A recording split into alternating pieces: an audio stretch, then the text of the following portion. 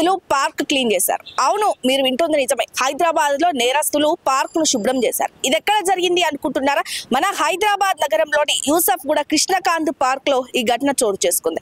Madhura Nagar police station పరిధిలో ఉన్నటువంటి 35 మంది నేరస్తులపై కోర్టు జులిపించింది నాంపల్లి కోర్టు. మరి దీనికి సంబంధించి పలు అసాంఘిక కార్యక్రమాలకి సంబంధించి మరియు అసాంఘిక ప్రవర్తనకు సంబంధించి లేదా అటువంటి కార్యకలాపాలకు సంబంధించి శాంతి భద్రతలకి విఘాటం కల్పించడం వంటి ఘటనలకు సంబంధించి 35 మందిపై పిటి కేసులు నమోదు చేశారు మధురా నగర్ పోలీసులు. ఈ నేపథ్యంలో ఈ 35 మంది నేరస్తులను కూడా నాంపల్లి కోర్టులో ప్రవేశపెట్టారు. కేసుకు సంబంధించిన వివరాలు పరిశీలించిన నాంపల్లి కోర్టు వీరికి శిక్ష వేయడానికి జైలుకు వెళ్లడానికి బదులుగా వీరిలో సామాజిక స్పృహ, సమాజానికి సంబంధించిన అవగాహన కల్పించే విధంగా వీరితో శ్రమదానం చేయించాలని నిర్ణయించుకుంది. ఈ నేపథ్యంలో దాదాపు ప్రస్తుతం మనం ఇక్కడ చూస్తున్నట్టుగానే 35 మంది నేరస్తులను ఈ కృష్ణకాంత్ పార్క్ కి తీసుకొచ్చి వారికి చెట్లకు నీళ్లు పోయడము లేదా అక్కడ ఉన్నటువంటి పరిసరాలను శుభ్రం చేయడము, గడ్డి పీకడం లాంటి పనులను కూడా చేయించారు. దాంతో పాటు వస్తున్నటువంటి సందర్శకులను క్రమశిక్షణ పాటించే విధంగా చూడాలంటూ కూడా ఆదేశించారు.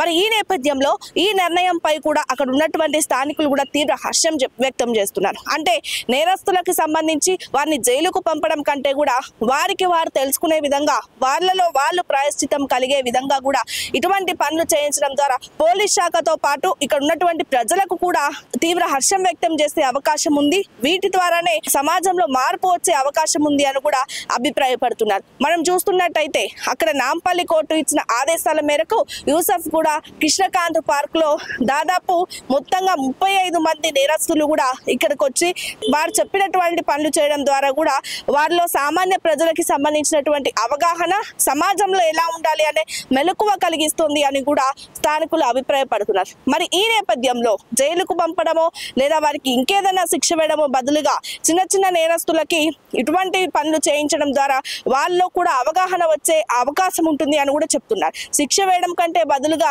ఇలా చేయడం వల్ల కూడా నేరస్తుల్లో మార్పు సాధ్యమవుతోంది, సమాజంలో ఎలా మెలగాలి అనే అవగాహన కలుగుతుంది అని కూడా స్థానికులతో పాటు పోలీసులు కూడా అభిప్రాయపడుతున్నారు.